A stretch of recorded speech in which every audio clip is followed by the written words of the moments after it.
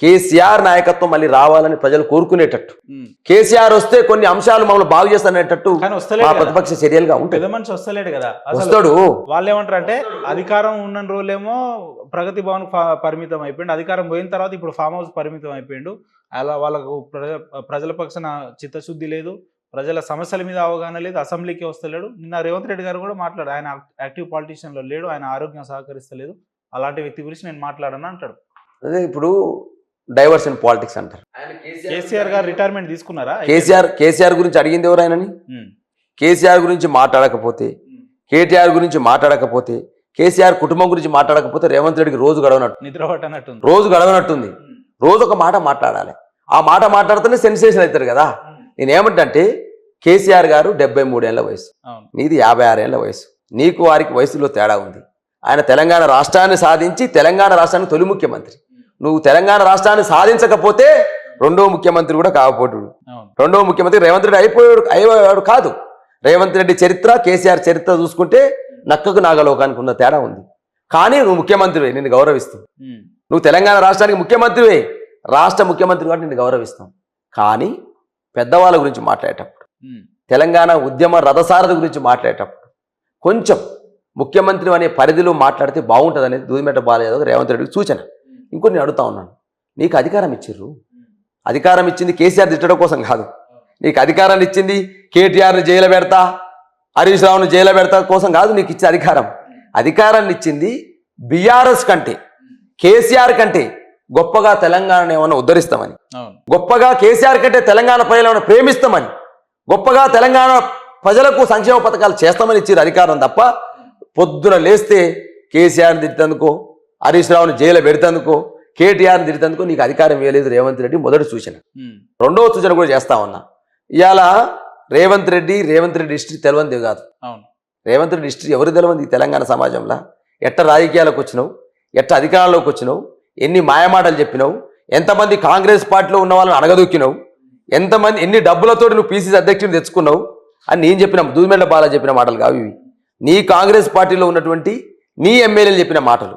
ఈరోజు అధికారంలో ఉన్నటువంటి కాంగ్రెస్ పార్టీలో ఉన్న నాయకులు, మీ అనిరుద్ధ్ రెడ్డి జడ్చర్ల ఎమ్మెల్యే చెప్తా ఉన్నాడు 30% కమిషన్ ఇవ్వకపోతే ఫైలు కలతలేదని, 30% కమిషన్ ఇవ్వకపోతే సెక్రటరియట్లో బిల్లు పాస్ కావట్లేదని చెప్పేసి నీ సచివాలయంలో కాంట్రాక్ట్ చెప్తా ఉన్నారు, సర్పంచులు చెప్తా ఉన్నారు, ఎమ్మెల్యేలు చెప్తా ఉన్నారు. ఇదే అనిరుద్ధ్ రెడ్డి గారు ఎమ్మెల్యేని నా దగ్గరే కమిషన్ అడుగుతున్నారు అంటారు. మరి ఏం చెప్పాలి? ఒక ఎమ్మెల్యేని నా దగ్గరే కమిషన్ అడుగుతున్నారు అంటున్నాయి. ఫస్ట్ ఇల్లు చదువుకు. కేసీఆర్ తిట్టడము, కేసీఆర్ గురించి మాట్లాడడం కాదు రేవంత్ రెడ్డి గారు. నీ ఇంట్లో జరుగుతున్న దందా ఏదైతుందో దాన్ని ముయ్యి. ఇలా ఫోర్త్ సిటీ 4 బ్రదర్స్ కోసం వచ్చారని మాట్లాడుతూ ఉన్నారు. హైడ్రా పేదవాళ్ళకు గొలగొడుతుంది కానీ పెద్దవాళ్ళకు నోటీసులు ఇస్తుంది, పేదవాళ్ళకి ఇస్తలేదని ఆలోచన ఉన్నది. ఇలా అన్ని హామీలు అమలు చేయడం ఆలోచన ఉంది. ఇది అమలు చేయి రేవంత్ రెడ్డి గారు. రేవంత్ రెడ్డి గారు చేయాల్సింది గిది. ఎప్పుడైనా మేనేజ్ చేయడము, మెసేజ్లు పెట్టడము, 4 బూతులు తిట్టడం కాదు. అధిష్టానమేమో మేనేజ్ చేస్తూ ఉండు, కిందికి వచ్చేమో బూతులు తిడతా ఉన్నాడు. ఇది కాదుగా ముఖ్యమంత్రి పీఠమైన. పార్టీలో ఉన్న సీనియర్ నాయకులు, ఇప్పుడు ఉదాహరణకు రాజగోపాల్ రెడ్డి లాంటి వ్యక్తులు కూడా కామారెడ్డిలో వరదలు వచ్చి ప్రజలు ఇబ్బందులు పడుతున్నారు, మనం అసెంబ్లీ సమావేశాలు కాదు పెట్టుకోవాల్సింది, అడిగి పోవాలని చెప్పి. అవును కదా. ఇప్పుడు ఆయనది ఒక సపరేట్ ట్యాగ్ లైన్ తోటి పోతున్నాడు. అవును. ఎట్లా రాజగోపాల్ రెడ్డి లాంటి వ్యక్తులు ఇలాంటి స్టేట్మెంట్లు ఇచ్చి ప్రజలకు మరింత చేరువైతున్నారు. అలాంటి వ్యక్తుల గురించి ఏమంటారు మీరు? 10 ఏళ్ళు ఉంటాడనేమో రేవంత్ రెడ్డి అంటుండు, 5 ఏళ్ల తర్వాత రేవంత్ రెడ్డి ఉంటాడని రాజగోపాల్ రెడ్డి అంటారు. రేవంత్ రెడ్డి గారు నిర్ణయించేది 10 ఏళ్ళ కుర్చీపీఠము, 10 సంవత్సరాల సీఎం కుర్చీపీఠము, అధిష్టానం నిర్ణయించాలి. 5 ఏళ్ల తర్వాత ఎవరు ఉంటారని వాళ్ళు రాజగోపాల్ రెడ్డి అంటున్నాడు. అనిరుద్ధ్ రెడ్డి గారేమో పైసలు లేకపోతే పంచరుతులు ఆయన అంటున్నాడు. ఏమో పాత కాంగ్రెస్ నాయకులంతా కూడా పసుపు కాంగ్రెస్ నాయకులంతా అనగదొక్కిరని హనుమంతరావు అంటున్నాడు. ఏమంటాడు చెయ్యాలి? పసుపు కాంగ్రెస్ అసలు కాంగ్రెస్ మధ్యన పంచాయతీ నడుస్తుంది. హనుమంతరావు ఒకవైపు, జానారెడ్డి ఒకవైపు, ఉత్తమ్ కుమార్ రెడ్డి ఒకవైపు, మల్లుపట్టి క్రమార్క ఒకవైపు, జగ్గారెడ్డి ఒకవైపు, రాజగోపాల్ రెడ్డి ఒకవైపు, అదేవిధంగా కోమరెడ్డి ఒకవైపు, మంత్రి సీతక్క ఒకవైపు, వేం నరేందర్ రెడ్డి ఒకవైపు, రేవంత్ రెడ్డి ఒకవైపు, విజయరామారావు ఒకవైపు, మేడిపల్లి సత్యం ఒకవైపు, మదన్ మోహన్ రావు ఒకవైపు. అంటే అసలు కాంగ్రెస్ పసుపు కాంగ్రెస్ మధ్యన తులాభారం నడుస్తుంది. ఇవాళ తులాభారం అంటే అసలు కాంగ్రెస్ వాళ్ళేమో కిందికి పోయిన తరాజా, పసుపు కాంగ్రెస్ పైకి లేస్తుంది. ఇదేంద్ర నాయన, అసలు కాంగ్రెసే మాది కదా, ఇదేంది పాము చిమ్మలు పెట్టిన పుట్టలో పాములు దొరబడినట్టు వీళ్ళు వచ్చి మన కాంగ్రెస్ అంతా కథం చేస్తున్న భావన నడుస్తుంది. ఫస్ట్ నీ ఇల్లు చదువుకో. ఇప్పుడు రాజగోపాల్ రెడ్డి లాంటి సీనియర్ నాయకులకు కూడా మంత్రి పదవి ఇస్తామని హామీ ఇచ్చారు. ఎందుకంటే మీ జిల్లా నాయకుడు సీనియర్ నాయకుడు కాబట్టి అలాంటి వ్యక్తులకు మంత్రి పదవి ఇస్తా అన్నారు, ఇయ్యలేదు. ఈరోజు ఆయన కొంత దూరంగా ఉన్నట్టు కనిపిస్తుంది. లేదంటే ఆల్టర్నేట్ ముఖ్యమంత్రి నేనే భవిష్యత్తులో అని అంటున్నాడు. ఎట్లా చూస్తారో ఆ వ్యక్తి గురించి ఏం చెప్తారు? ఇప్పుడు రాజగోపాల్ రెడ్డి గారికి భువనగిరి ఎంపీ గెలిపించడం కోసం ఆయనకు ఆశ చెప్పినారు. అవును, మరి ఎందుకు ఇవ్వట్లేదు? అది రాజగోపాల్ రెడ్డికి పదవి ఇస్తానన్నది నువ్వే. అవును, ముఖ్యమంత్రి గారే స్వయంగా రాజగోపాల్ రెడ్డికి పోయినాడు. నువ్వు ఎంపీ గెలిపించుకోనరా మంత్రి పదవి ఇస్తావు చెప్పిండా? అట్లా 100% చెప్పింది కదా, పేపర్లో వచ్చింది. బట్టి విక్రమార్క వాళ్ళు మనకు చెప్పింది కాదు, పేపర్లో వచ్చింది. బట్టి విక్రమార్క గారి రాయబారము లేకపోతే ముఖ్యమంత్రి గారు స్వయాన్ని ఇంటికి వెళ్ళింది కదా. చామల కిరణ్ కుమార్ రెడ్డి గారు గెలిపిస్తే నీకు మంత్రి పదవి ఇస్తామన్నారు. మరి ఇప్పుడు రాజగోపాల్ రెడ్డికి ఎందుకు మంత్రి పదవి ఇస్తలేవు?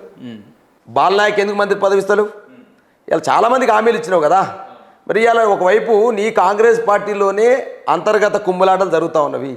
నీ ముఖ్యమంత్రి పీఠం మీదనే చాలా మంది కన్నేసిర్రు. ఒకవైపు పొంగులేటి శ్రీనివాసరెడ్డి ఒకవైపు, రాజగోపాల్ రెడ్డి ఒకవైపు, అనేక మంది నీ ముఖ్యమంత్రి పీఠం మల్లు బట్టి విక్రమార్క ఒకవైపు, ఉత్తమ్ కుమార్ రెడ్డి ఒకవైపు. నీ ముఖ్యమంత్రి మంత్రులు కాదు, ముఖ్యమంత్రులే 30 మంది ఉన్నారు ఇలా. కాబట్టి రేవంత్ రెడ్డి గారు చదువుకోవాల్సింది ఫస్ట్ వాళ్ళని చదువుకోమని చెప్తున్నా, వాళ్ళని సాటిస్ఫై చేయమని చెప్తున్నా. ప్రజలను సాటిస్ఫై తర్వాత అంశం, నువ్వు వాళ్ళని సాటిస్ఫై చేసే పరిస్థితి లేదు ఇవాళ. కాబట్టి ఇవాళ రేవంత్ రెడ్డి గారు ఫస్ట్ బీఆర్ఎస్ని కథం చేస్తా అనే దాన్ని వదిలిపెట్టి ఫస్ట్ నీ కాంగ్రెస్ పార్టీ కథం కాకుండా చూసుకో, నీ ముఖ్యమంత్రి పీఠం కథం కాకుండా చూసుకో. ఇవాళ ఏదో జూబ్లీ హిల్స్ గెలిచినా కాబట్టి ఇక భవిష్యత్తు అంతా నాదే అని చెప్పేసి అనుకుంటే అనుకోవచ్చు, అనుకో, తప్పేం లేదు. ముందు ముసళ్ళ పండుగ డెఫినెట్గా బీఆర్ఎస్ పార్టీ కథం చేస్తా ఉన్న వాళ్ళు చాలామంది కాలగర్భంలో కలిసిపోయారు. బీఆర్ఎస్ పార్టీని కథం చేస్తాని, బీఆర్ఎస్ పార్టీని నామరూపాలు లేకుండా చేస్తానని, బీఆర్ఎస్ పార్టీని చీల్చి మా ఎమ్మెల్యేలను చేర్చుకొని ఎవరైతే అన్నారో వాళ్ళే కాలగర్భంలో కలిసి. చివరగా అన్న 2 ప్రశ్నలు. బీఆర్ఎస్ అధికారంలో ఉన్న రోజులు ఎన్నో ఒడిదుడుకులు, ఎన్నో బై ఎలక్షన్స్, ఎన్నో ఎలక్షన్స్, మంచి ఇచ్చాడు అన్నీ చూసి ఉంటారు. నిన్న విజయోత్సవ సభ ర్యాలీలో జూబ్లీస్లో ఒక కారు గుర్తుని కిందికి వేలాడదీయడం, ఈ రకమైన పరిస్థితులు మీ హయాంలో ఎన్నడన్నా అట్లా చేసే ప్రయత్నాలు జరిగినాయా? బీఆర్ఎస్ పార్టీ కార్యకర్తలకు ఏం సందేశం ఇవ్వదలుచుకోరు ఇలాంటి సన్నివేశాలతోటి? వాళ్ళ వెకిలి చేష్టలకు అదే నిదర్శనం. ఏమంటే ఒక గెలుపు నీలో బాధ్యతను పెంచితే చాలా సంతోషం. ఒక గెలుపు నీలో అహంకారాన్ని పెంచితే అది నీకే నష్టం. ఇలా పార్టీలు ఓటమి జరుగుతుంది. 25,000 ఓట్ల మెజార్టీతో గెలవచ్చు కాంగ్రెస్ పార్టీ. గెలిచినంత మాత్రాన ఇష్టం వచ్చినట్టు హేళన చేసి అవహేళన చేసి టోటల్గా ఏదో పెద్ద అంటే బుల్డోజర్ రాజ్యాన్ని మీరు దింపుతారా? బుల్డోజర్ రాజ్యం కావాలా? ఓకే, ఇలా ఒకవైపు నీ రాహుల్ గాంధీ, నీ ప్రియాంక గాంధీ గానీ ఉత్తరప్రదేశ్ పోతారు, బుల్డోజర్ రాజ్యాన్ని వ్యతిరేకిస్తారు. మరి ఇక్కడ బుల్డోజర్ రాజ్యాన్ని మీరు అనుకూలిస్తారా? అంటే రేవంత్ రెడ్డి కాంగ్రెస్ పార్టీలో ఉన్నాడా, లేదా కాంగ్రెస్ పార్టీలో ఉండి బీజేపీకి సపోర్ట్ చేస్తున్నాడా? నేను అడుగుతాను నేను. కాబట్టి ఒక ఓటమి, ఒక గెలుపు శాశ్వతం కాదు. డెఫినెట్గా ప్రజల కోసం పనిచేసేదే శాస్త్రం. ప్రతిపక్ష పార్టీగా ప్రజల కోసం పనిచేసేదే శాస్త్రం. డెఫినెట్గా బీఆర్ఎస్ పార్టీ కార్యకర్తలకు మీ టీవీ ద్వారా విజ్ఞప్తి చేస్తా ఉంది, ఎవ్వరూ బాధపడాల్సిన అవసరం లేదు. ప్రజల కోసం ఓ ఫినిక్స్ పక్షిలాగా, బూడిదని చెట్టయితే ఫినిక్స్ పక్షి ఎగిరి మళ్ళీ సూర్యుని వైపు ప్రయాణిస్తుందో, మళ్ళీ ఈరోజు బూడిదలో ఉన్నటువంటి బీఆర్ఎస్ ఒక ఫినిక్స్ పక్షిలాగా ఎగిరి సూర్యుని వైపు ప్రయాణించి ఒక సూర్యుడి లెక్క కాంతిని ప్రజలకు పంచే విధంగా బీఆర్ఎస్ పనిచేయాలని, కార్యకర్తలు ఎవరు కూడా బాధపడొద్దని. ఒక ఓటమి అనేక గెలుపులకు నాంది. కాబట్టి ఒక ఓటమి చెందినంత మాత్రాన, ఒక గెలుపు వచ్చినంత మాత్రాన చిల్లర చేష్టలు, చిల్లర ప్రేలాపనలు, చిల్లర పనులు ఎవరైతే చేస్తూ ఉన్నారో వాళ్ళని సమాజమే గమనిస్తుంటే తెలియజేస్తా ఉంది. అట్లాగా అన్న, ఇప్పుడు జూబ్లీస్లో గెలిచి ఉంటే మీకు ఒక బూస్ట్ వచ్చేటట్టు ఉంటుండే కదా. భవిష్యత్తులో స్థానిక సంస్థల ఎన్నికలు ఉన్నాయి, బీఆర్ఎస్లో జోష్ పెరుగుతుండే, కానీ జర కార్యకర్తలు నిరాశలో ఉన్నట్టు అనిపిస్తుంది. ఉంటారు. మీలాంటి సీనియర్ నాయకులు ఏం చెప్తారు కార్యకర్తలకు? సుమారు 40-45 రోజులు పనిచేసింది. గెలుపు ప్రాతిపదిక, ఏ రాజకీయ పార్టీ గెలుపు ప్రాతిపదిక పనిచేస్తాయి. ఆయన టఫ్ ఫైట్ ఇచ్చింది కదా. అప్పటికి 75,000 ఓట్లు వచ్చినాయి, 38% ఓట్లు వచ్చినాయి. అంత ఈజీ కాదు, కానీ గెలుపు తీరాలకు చేరితే బాగుండనే ఆలోచన ఉంటుంది. ఆ క్రమంలో కార్యకర్తలు కానీ ప్రజలు కానీ బీఆర్ఎస్ పార్టీ గెలిస్తే బాగుండనే ఆలోచన ఉన్నది. గెలవకపోవడం వల్ల కొంతమంది నిరాశ చెందవచ్చు. మీ టీవీ ద్వారా విజ్ఞప్తి చేస్తా ఉన్నా, అనేక ఆటుపోట్లు, అనేక అవరోధాలు, అనేక ఓటములు గెలుపుల్ని రుచి చూసిన పార్టీ బీఆర్ఎస్ పార్టీ. కాబట్టి తెలంగాణ ఉద్యమంలో చూసినాం, తెలంగాణ ఉద్యమం తర్వాతికి ప్రభుత్వంలో చూసినాం, ఇవాళ ప్రతిపక్షంలో కూడా చూస్తున్నాం. కాబట్టి పార్టీ వర్కింగ్ ప్రెసిడెంట్గా ఆ రోజు ఓడిపోయిన తర్వాతకి మా వర్కింగ్ ప్రెసిడెంట్ కేటీఆర్ గారు ఓ ప్రెస్ మీట్ పెట్టి చెప్పినారు, గెలుపు ఓటమి అనేవి సమపాలనలో మనం స్వీకరించాలి. ఒక బలమైన ప్రతిపక్ష పాత్ర మనకి అలా జూబ్లీహిల్స్ ఓటర్లు మళ్ళీ ఇచ్చినారు. ప్రజల కోసం పనిచేయాలని ప్రజలకు పిలుపునిచ్చినారు. ఆ క్రమంలోనే బీఆర్ఎస్ పార్టీ నాయకత్వం అంతా కూడా మా పార్టీ వర్కింగ్ కేటీఆర్ గారు, మా అధినేత కేసీఆర్ గారి యొక్క ఆలోచనల మేరకే మేము పనిచేస్తాం. ఏ కార్యకర్త, ఏ బీఆర్ఎస్ పార్టీ నాయకుడు కలవరపడాల్సిన అవసరం లేదు, కలత చెందాల్సిన అవసరం లేదు. ఈ ఓటమి నుంచి గుణపాఠం నేర్చుకొని గెలుపు వైపు, ప్రజల వైపు మనం మళ్ళాలని చెప్పి విజ్ఞప్తి చేస్తున్నాం.